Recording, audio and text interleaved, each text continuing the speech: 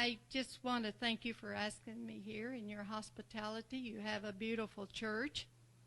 And I'll tell you a little of our background. We were raised around 4 hours south of here, Pleasant Hill, Illinois, 10 minutes from Louisiana, Missouri. The river is really wide, like it is at Davenport. And part of my family lived on the Missouri side and part of us on the Illinois side. And then when we got married, we lived in Peoria for 2 years. And then my husband was laid off. 9,000 was laid off at Caterpillar Tractor. And so he needed a job. We needed to do something just young. We had 2 children then. I have a third one, came along later. And so his foreman told him to come up here to John Deere. So he came up here, and he did get a job. But all the time he's working, he is wanting to do something with trucks and that. So he and his brother got started very small with trucking and wreckers and all of that. And I learned a lot about them, too. I can tell them going down the road, the engines and all of that from them. And I did a lot of the books. And we were in that for 47 years. We loved working. We loved being around people. But you just get so old that you got to sometimes, slow down. And also we had the wreckers that went across. But it was a lot about helping people in wrecks and accidents and things like that, too. We had wonderful employees and drivers that went coast to coast. And after that, I'd always wanted to fulfill a dream of going to college. My dad died suddenly when I was 15. And there were 9 of us kids. And it just devastated me because I loved my father so much. And it was a sudden heart death. And I was planning to go to college, and he was sending me over Canton, Missouri to school. Well, with all the babies and living on the farms there with Mother, I couldn't leave my mom. The babies were like 2, 4, and 6. And I felt Mother, she needed me. And so I chose to work. I worked for a telephone company as a long-distance telephone operator for 3.5 years. But I always wanted to fulfill this dream of going to college like my father wanted me to. Well, I kept on with that dream. And I finally finished it. It took me a while to do it because I still worked at the shop quite a bit, and we had some help there in the office. And I finished it, and then I went to work at Davenport Good Samaritan, and I worked with as a social worker, an Iowa licensed social worker, and I helped the elderly and the handicapped. And they have a saying that when you drive up there, in God's sight, everyone is someone. I hope I got that just right because I've been retired for a while, but that drew me there. I thought, that's got God there. You're helping people. And it just was a nice place. We had devotions and with the people. We had prayer at noon, and I liked it. I really liked it. And then we come along with a lot of surgeries, and I just had to quit. But anyway, to start out about Jesus, did you ever think what a wonderful Christmas gift we have in Jesus? We have the toys and all these things, excitement, which is all right, too, as long as we don't get too carried away. But really, we've got a Christmas present every year. And every year, every day of the year. And I'll read the Bible verse here, Luke 2:10-12. And the angel said unto them, Fear not, for behold, I bring you good tidings of great joy, which shall be to all people. For unto you is born this day in the city of David a Savior, which is Christ the Lord. And this shall be a sign unto you. Ye shall find the babe wrapped in swaddling clothes, lying in a manger. I just think about how perfect of a world he lived in, and I want to tell you later on, before I finish, about my experience of seeing the golden light during surgery. I want to make sure that I tell you about that.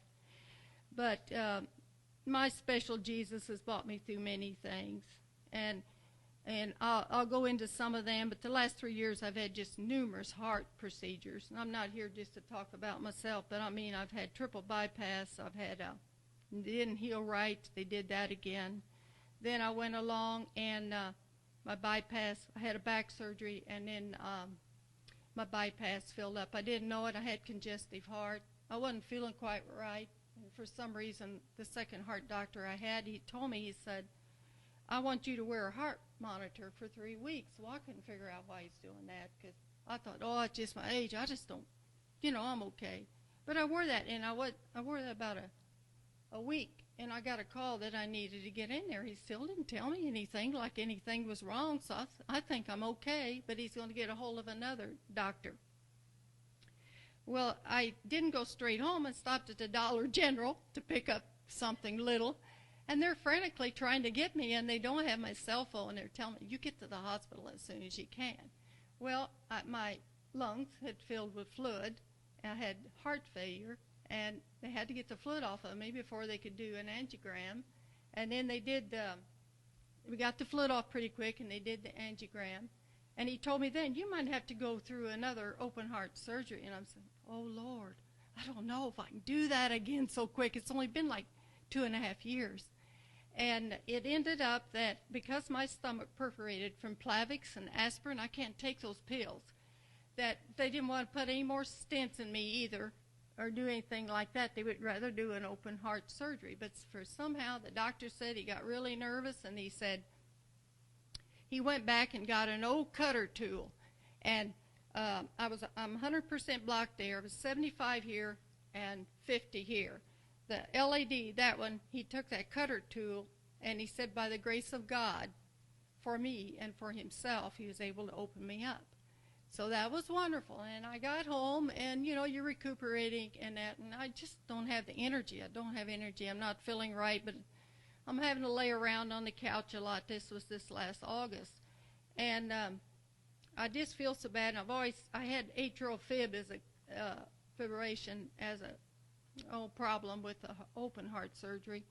And so I went to the doctor, and he says, you need a pacemaker. My blood pressure was 80/40. Some days 63/36. I couldn't even lift hardly a hand to put dishes in the dishwasher, so I went in and I had a pacemaker. Well, guess what? That pacemaker has got me moving, and it's right there, and it's been wonderful for me. So, I've had 3 doctors tell me, different doctors, you're here for a reason. The Lord's got a reason for you to be here. And I believe that because they said several times I could have died, and I'm here, and I'm honored to be up here, really. And in the beginning of my faith, and we were taken to Sunday school. Our mom and dad, we was a big family. Mom didn't always go. She got the babies ready, but we were taken to Sunday school where I lived. And my grandmother taught Sunday school, and it kind of laid out something like this. And she'd look over there to see if we were there, And I got my faith there, and I got it young. And it just has really sustained me because in the beginning, my father, I don't know how I would have got through that if I hadn't had God. And I was the oldest. I had to bear a lot of that, too, in helping Mother and things. And he got me through it. And everybody was wonderful to us. And the crops, the farmers all got together with tractors, and they came in, and they harvested the acres. We had I think my dad had bought another 80, like 240 acres. I can't remember exactly what it was, but it was something to see all these tractors. To me, that was Jesus working. And they had to check over to my mother, a widow with the children like that. So anyway, eventually we moved off the farm because it was pretty rough for Mother on the farm. So, I always attribute the death of my father that I loved so well. It had a lot to do with my faith. It got me through. Sometimes I hear people that say a death or something, they get mad at God. But who else do we have? Who can do the wonders of God? Who can save us? It's God. And we'll see our loved ones again. But I'm just thankful of how God has taken care of our family. And I was thinking about the Lord. And I have a Bible verse here,